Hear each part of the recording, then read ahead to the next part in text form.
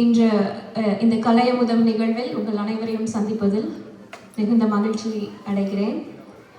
இந்த மாலை வேளையில் உங்கள் அனைவரையும் வருக வருக என வரவேற்கிறேன். எங்கள் பிரதம விருந்தினர் அவர்களை அன்புடன் வரவேற்கிறேன். மற்றும் மற்ற விருந்தினர்களும் இருக்கிறார்கள். எங்க அனைவருக்கும் எங்களது மனமார்ந்த வரவேற்புகள். இன்னைக்கு நம்ம கலையமுதம் நிகழ்ச்சி நடக்குது. இது 18வது ஆண்டு, எனக்கு தெரிஞ்சு சரியா சொல்றேன்னு நினைக்கிறேன். 18வது கலையமுதம். இது இத்தனை வருஷமா தொடர்ந்து செய்துட்டு வந்திருக்கோம் அப்படின்னா, இத்தனை ஆண்டுகளாக எங்களுக்கு முன்னாடி இருந்த எல்லா உறுப்பினர்களும் சேர்ந்து இதை அந்த அளவுக்கு கொண்டு வந்து இன்னைக்கு இவ்வளோ தூரம் கொண்டு வந்து சேர்த்துருக்காங்க. அதில் எங்களுக்கும் ஒரு சின்ன பகுதி இருக்குது அப்படின்னு நினைக்கும் போது ரொம்ப சந்தோஷமாக இருக்குது. இன்னைக்கு இந்த நிகழ்ச்சி வந்து நடைபெறுதுன்னா பிள்ளைங்க இதுக்கு பல நாட்களாக தயாராகிட்டு இருக்காங்க.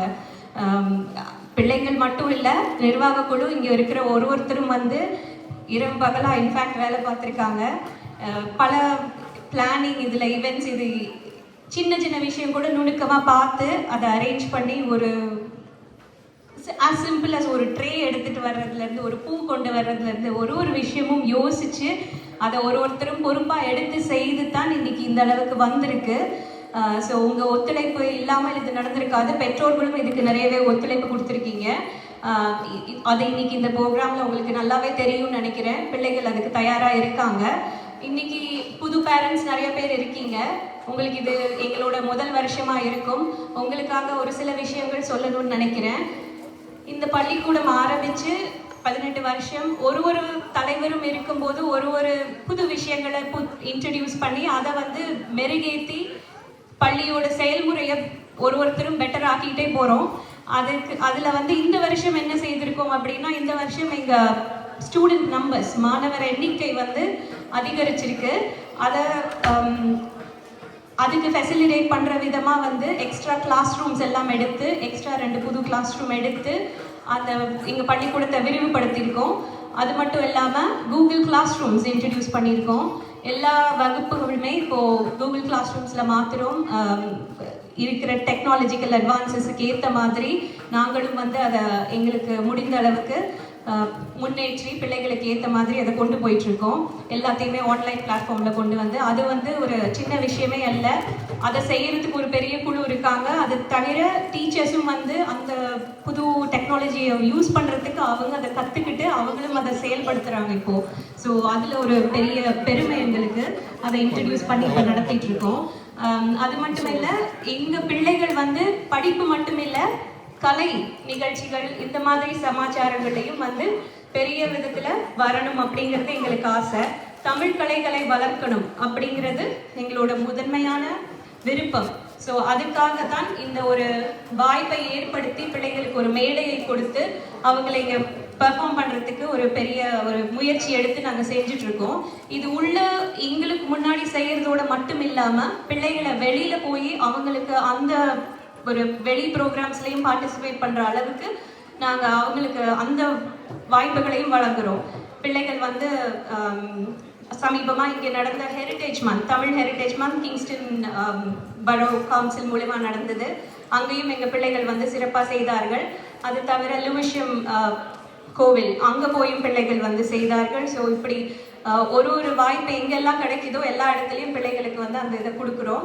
அது மட்டும் இல்லாமல் எங்கள் கல்வித்துறையிலேருந்து புதுசாக இந்த வருஷம் மாணவர் அரங்கு அப்படின்னு ஒரு விஷயத்தை ஆரம்பிச்சிருக்கோம். உங்கள் எல்லாருக்குமே தெரியும், யங்ஸ்டர்ஸ் எல்லாம் இப்போ ரொம்ப ஆன்லைன்லேயோ யூடியூப்லோ இதில் தான் வந்து இருக்காங்க. அவங்க டைம் ஸ்பெண்ட் பண்ணுறது மெஜாரிட்டியாக தான் அதில் தான் இருக்குது.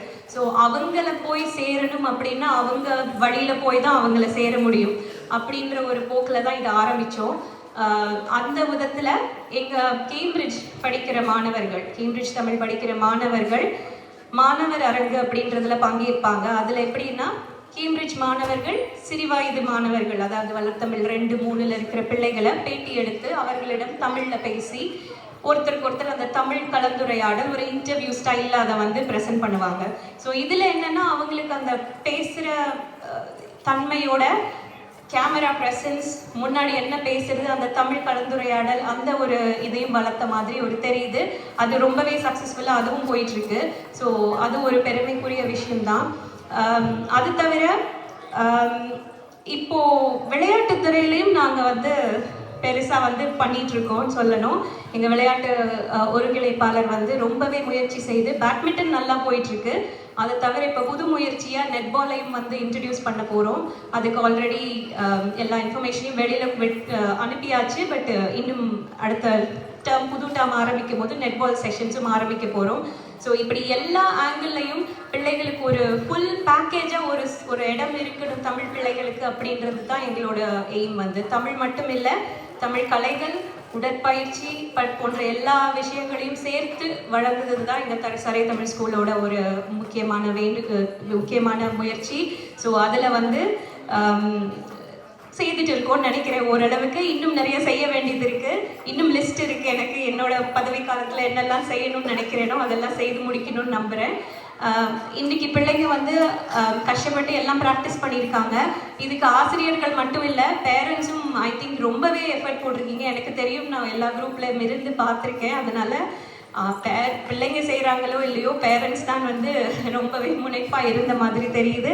ஸோ இந்த பிள்ளைகளோட பெர்ஃபார்மன்ஸஸை அமைதியாக இருந்து ரசிக்குமாறு கேட்டுக்கொள்கிறேன். அது மட்டும் இல்லை, கடைசியில் ப்ரோக்ராம் முடியும் போது பிள்ளைகளுக்கு வந்து எல்லா பங்கு பெற்ற அனைத்து சிறுவர்களுக்கும் மெடல்ஸ் வழங்கப்படும். ஸோ தயவு செய்து கடைசி வரைக்கும் இருந்து அனைத்து ப்ரோக்ராம்ஸையும் பார்த்து ரசிக்குமாறு கேட்டுக்கொள்கிறேன். நன்றி, வணக்கம்.